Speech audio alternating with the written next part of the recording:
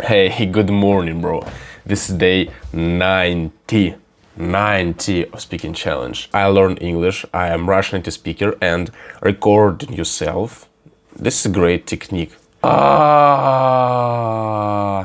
Let's go. Do you prefer studying in early morning or late at night? I prefer studying early in the morning for several reasons. Because waking up, you're totally refreshed, you are not tired, you have a fresh brain and organism, and you're ready to absorb information more effectively. And it is indubitably that studying in the morning much more efficient than late at night, because when you stay in at night instead of go to bed and sleep, you can be tired and you can miss the concentration, become a little bit inattentive to details and miss something crucial. And also, you memorize things better early in the morning. This is just the fact. It's so sad to think about the good times, you and I. I need to explain the opinion what's man expressed about point in the lecture, in the letter, in the passage, like. So the letter was about changing at university. Someone suggested to change the library system, how students can borrow a book, because currently students are not allowed to go into like library and watch everything by themselves in real life. They only can order it online, and someone suggested that it's not good a system, we need to change it. But man expressed opinion, and firstly, he told that he's totally disagree with this change in what was suggested in the letter. He thinks currently the system works properly, absolutely, and you don't need to change anything, because actually this online service is well developed and there was no problems to order book online, even if you forgot the title of the movie. I thought about books. It was movie, guys. It was movies. It was not books or movies, like anything in general. Movies, books.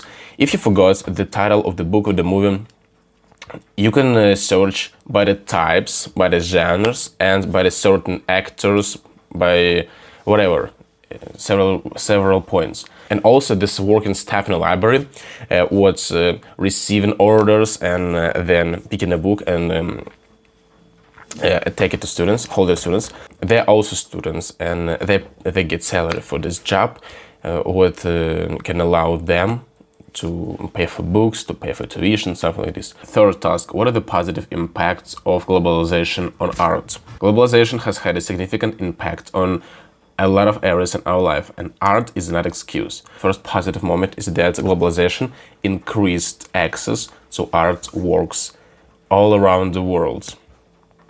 Currently, everyone with the developing internet and social medias, online systems, get this chance to find any artwork, any work, any picture, any artist in the world, and become more familiar with his creations, what he's done.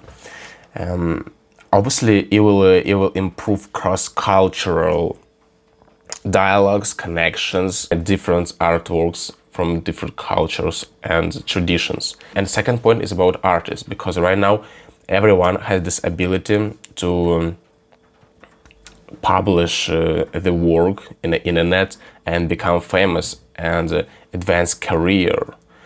So showing your works has become much more easier and available for everyone. And the last task, given points and examples from the talk, describe the two defense mechanisms mentioned by the professor. The lecture was about psychological defense mechanism, what can help people to overcome painful moments, hopeless and sad.